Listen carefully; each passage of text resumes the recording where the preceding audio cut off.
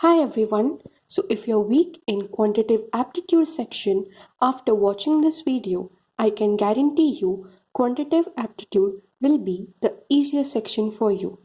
But for that, you need to work a bit harder. So let's get started. Our first step is learning. So what exactly do we need to learn? We need to learn tables, square and cubes, square root and cube root, and also the fraction to percentage conversion table. You need to learn tables up to 30, square up to 30, and cubes up to 15 will be fine.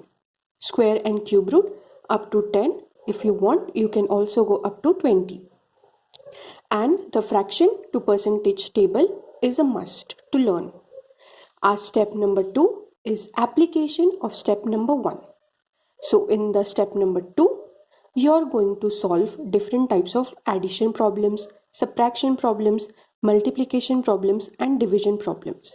So you can start with 2-digit, move ahead for 3-digit, 4-digit.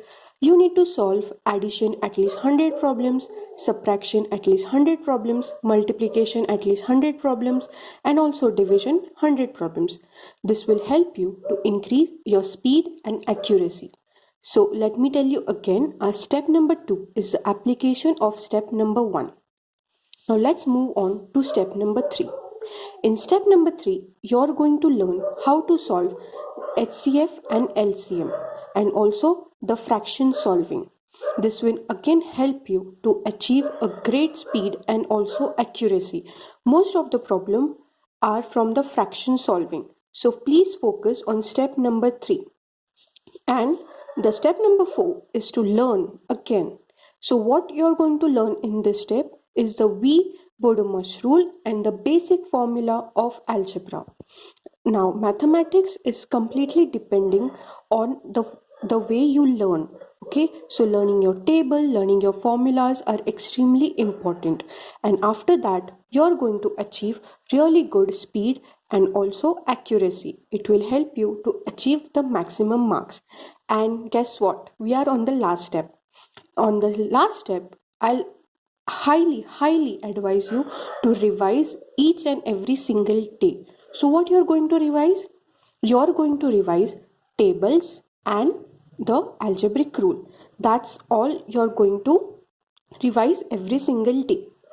Now, you can take like a week or so to learn this, and side by side, you can also solve our step number 2. So in total, you can take 2 weeks, but if possible, try to finish everything in 10 days. And in the upcoming days, in the entire month of May, I'm going to share topics that you need to do for your SBI exam, IBPS exam, railway exam, SSC exam, and it will also help you in your CAT and CET exam. CET, which is for MBA.